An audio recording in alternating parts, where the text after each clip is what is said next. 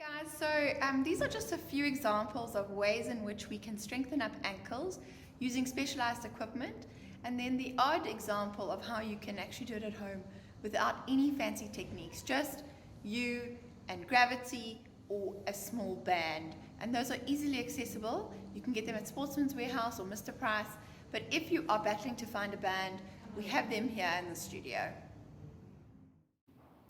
So here we have Lauren doing the footwork on the Wonder Chair, and you can see that she's got her heels on the pedal and is trying to press down using her glutes and hamstrings, and she has to activate her tummy. So this is a lovely way to work the feet if you've got access to the equipment.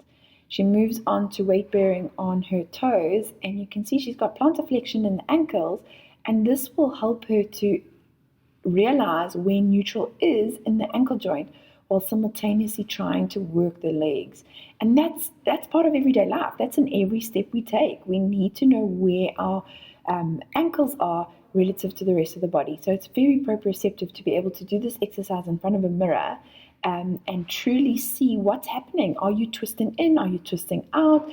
Do you maybe lock into excessive plantar flexion, or are you dropping your heels? And then the next exercise is with your heels together, and here we're connecting the inner thighs and hamstrings, and again trying to work the arches of the feet. So we've got the tibialis posterior engaged, and then keeping those heels together is hugely proprioceptive. You can see that Lauren battles to keep her feet together, and we have to really cue that, getting the arches to connect. And then we go wide onto the heels.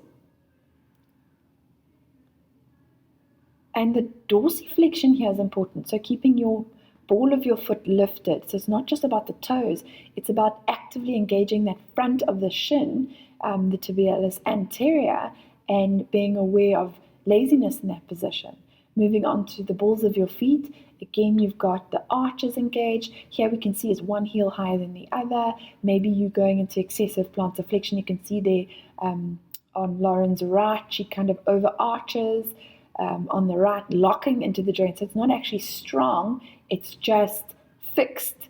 And you want to be in an isometric contraction with strength.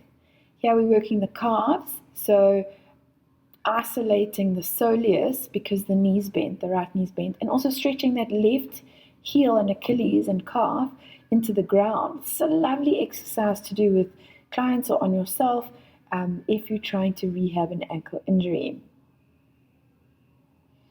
This exercise, you don't need fancy equipment. It would be nice to do it in front of a mirror, but you actually just need to be able to have a little tiny space to work with the feet everted and lift onto the balls of your feet, working your gastrocnemius and your soleus, so both of those muscles at the back of the leg. And then there is some tibialis posterior, especially when you turn the toes in like this, you get to work the arches even more, so the muscle that runs down the inside of the arch towards the big toe from the medial malleolus, between the medial malleolus and the Achilles tendon, it's in there. And then we did some nice jump board work, trying to get explosive exercises and action going. You can do this exercise on a little mini trampoline or on the ground or on maybe some turf, like so on the grass, so it's not as load bearing, but I would do it non-weight bearing, so even in a swimming pool or on a jump board or on a trampoline when you start with, so that you can get an explosive movement without hurting the ankle or overstressing the arches. This is a lovely home exercise where you're working into plantar flexion and dorsiflexion, so it's nice for range of motion, and the resistance of the band gives the underside of the foot, the arch of the foot, an excellent workout. You can see the calves are working, and you notice that we've changed Lauren's foot position to a clawed-like toe.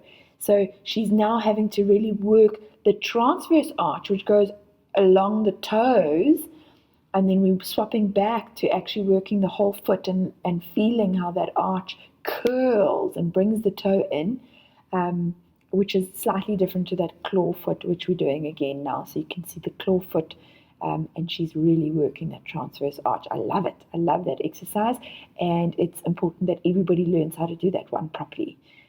Vital for rehabbing the feet and ankles.